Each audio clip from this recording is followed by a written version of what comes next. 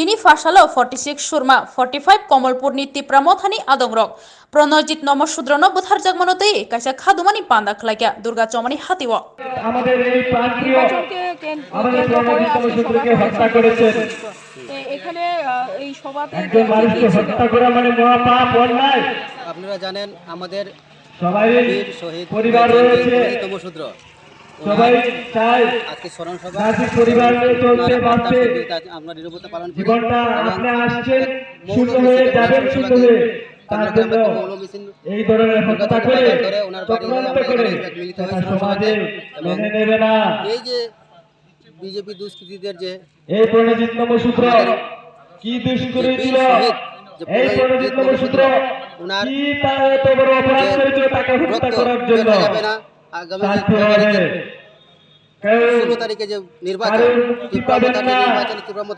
হবে এবং তার দৃষ্টান্তমূলক শাস্তি দেওয়া হবে এবং তখনই আমরা শান্তি যখন আমরা টিপ্রমথার দল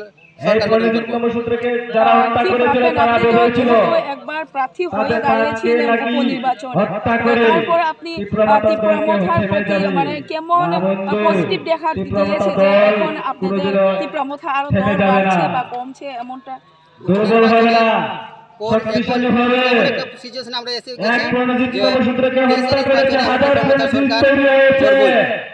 আমাদের সকল অংশের মানুষ আমাদের হচ্ছে। আগে তো দেখলাম আপনারা মানে বাগানিয়া বলে পরিচিত, মানে হিন্দুস্তানি, এরপরে এখন কিছু দেখা যায় বা শোনা যায় বাঙালিরাও আপনাদেরকে সমর্থন করছে।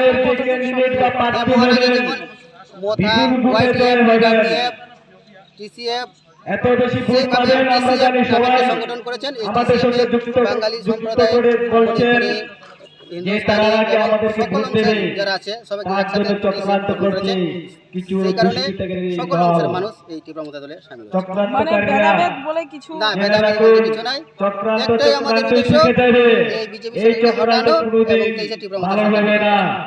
ধন্যবাদ। 16 তারিখ ভোট গ্রহণের পরে 2 তারিখ যখন ভোট বাক্স খুলবে তখন প্রমাণিত হবে যে কি পরিমাণ মানে শুধু খালি উপজাতি না উপজাতি অংশের মানুষ আমাদের কি পরিমাণে মানে সমর্থন দিয়েছে। আপনি রাজবাড়িতে খবর নিয়ে দেখেন তো আজকে কয়জন উপজাতি লিডার রাজবাড়িতে আছে। সবচেয়ে বেশি বাঙালি মানুষের রাজবাড়ির একদম মানে আনাচে কানাচে একদম ভরে গেছে।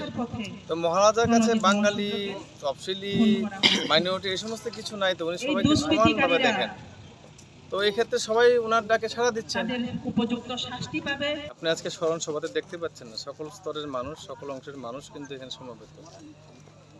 এসসি যেমন আছে, এসটি তেমন রয়েছে, হিন্দুস্তানি পরিবারের মানুষেরা রয়েছে, আমাদের মুসলিম মাইনরিটি পরিবারের মানুষেরা রয়েছে, মণিপুরী সম্প্রদায়ের মানুষেরা রয়েছে।